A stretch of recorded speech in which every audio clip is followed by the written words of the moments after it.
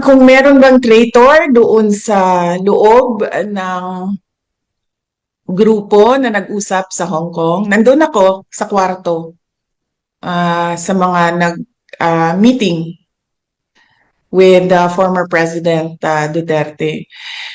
Hindi ko lang alam, hindi ko matawag siguro na traitor, pero sigurado ako sa dami ng tao doon sa loob ng kwarto na yun, ay meron talagang nagsasabi kung ano ang pinag-uusapan doon sa loob. Kung kanino nila sinasabi, hindi ko alam. Pero kung sino ba ang nagsabi na may traitor? So malamang kung yung nagsabi na may traitor doon sa loob, malamang siya yung kausap noong tao na nandoon sa loob sa kwarto sa Hong Kong. Ito. Miss Joyce Adra, RMN News, then followed by Glenn Wego, Super Radio. Good afternoon po, VP. Ma'am, ask ko lang po, meron kasi mga report na peke yung ibang EJK victims sa kapisanan ng mga broadcaster na Pilipinas sa forum po the other day. Hindi naman ito dininay ni Attorney Claire Castro at ang parang sinisipa niya yung isang media na nagtanong sa kanya na alam mo naman palang kapitbahay mo yung isa at hindi pala totoong EJK victim. Bakit hindi mo sinulat ng tama? Bakit hindi mo itinama yung isinulat mo? So kayo po, anong masasabi niyo po dito sa mga sinasabing peke nga EJK victims?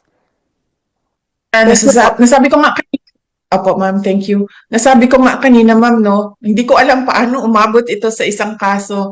Wala talaga silang ebidensya at all for murder or crimes against humanity. Hindi ko alam. It baffles me, really, truly, how this has happened, no? So, kasali na din siguro dyan, ma'am, yung mga peking supposedly victims, no? Kasali na yan dyan. Kasi ito lahat ay gawa lamang unang-una ni Senator Trillanes noon. At syempre nakakuha siya ng, ano bang tawag niyan? Kakampi o kaalyado sa loob ng pamahalaan. So, yon. Miss Joyce, okay ka na? Are you good? Oh, wala na.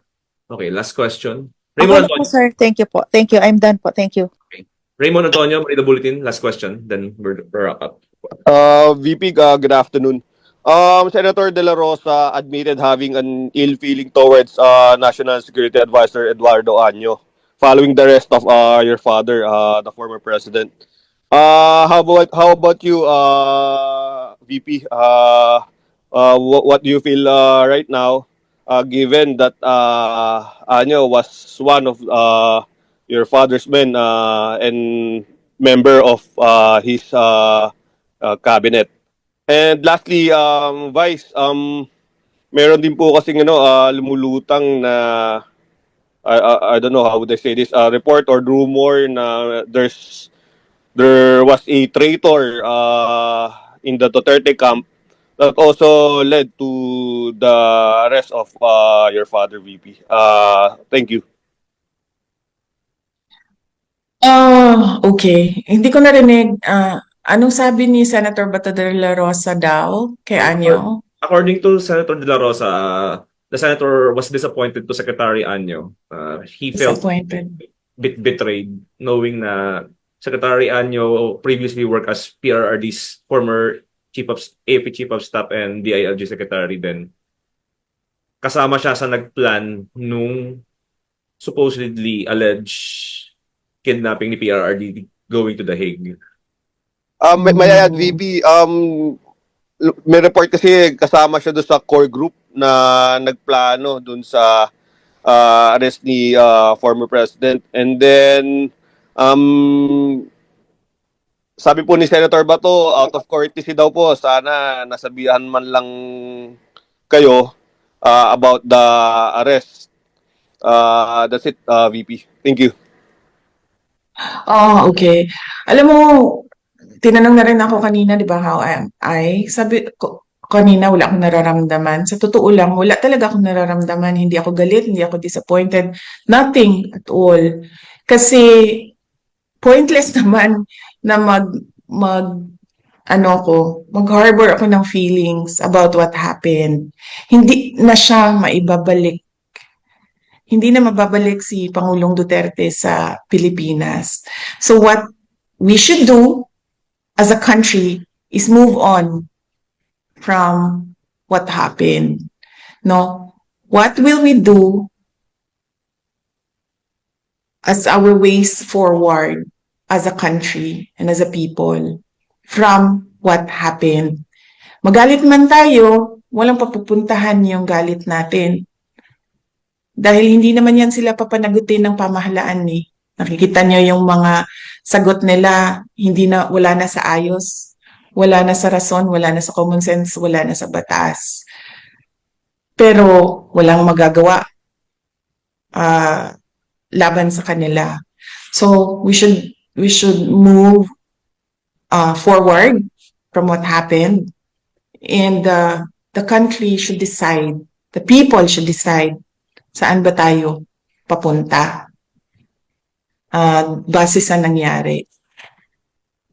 Kung meron bang traitor doon sa loob ng grupo na nag-usap sa Hong Kong, nandun ako sa kwarto sa mga meeting with former President Duterte. Hindi ko matawag siguro na traitor, pero sigurado ako sa dami ng tao doon sa loob ng kwarto na yon ay meron talagang nagsasabi kung ano ang pinag-uusapan doon sa loob. Kung kanino nila sinasabi, hindi ko alam. Pero kung sino ba ang nagsabi na may traitor? So malamang kung yung nagsabi na may traitor doon sa loob, malamang siya yung kausap noong tao na nandoon sa loob sa kwarto sa Hong Kong. Klaruhin ko lang na nag-divide ng trabaho doon sa loob ng meeting na yon. Ako ang nag-moderate sa meeting. Tinanong ko si President Duterte kung ano ang desisyon mo at ano ang gusto mong gawin.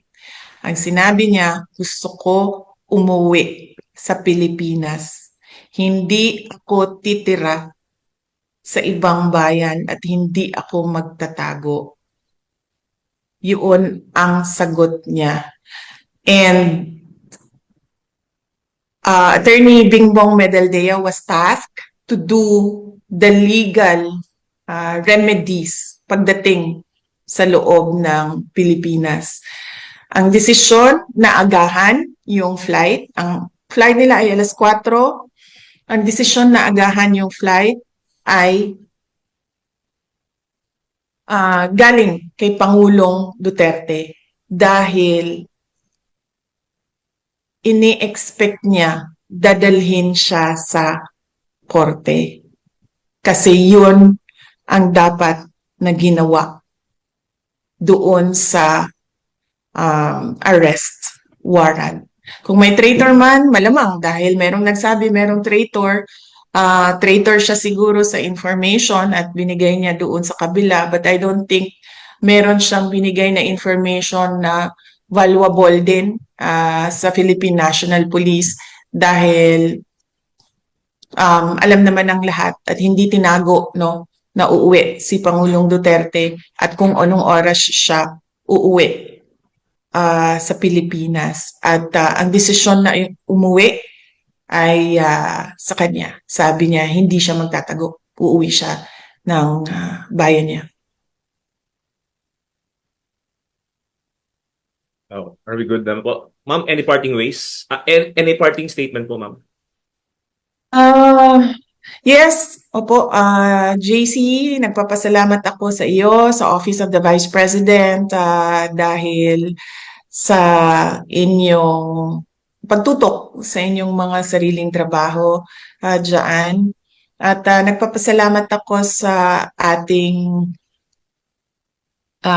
OVP, Media Beat, sa pagkakataon na makapag-usap tayo ngayong hapon na ito. Pakiusap ko lang sana kung ano yung sinabi ko ay yun ang maisulat at maisapubliko.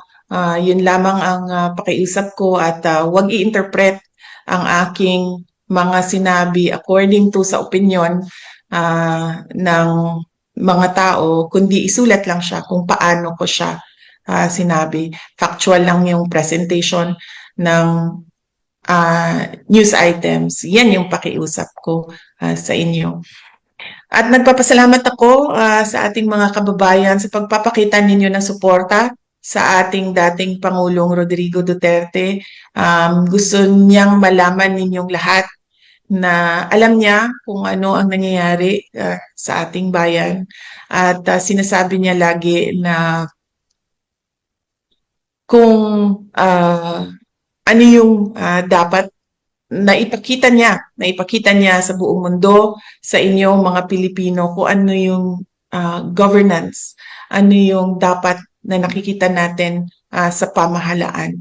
At yun ang i-demand natin lagi sa ating mga opisyal ng gobyerno. Ulitin ko, aking pagpapasalamat sa inyong lahat. Magandang hapon po.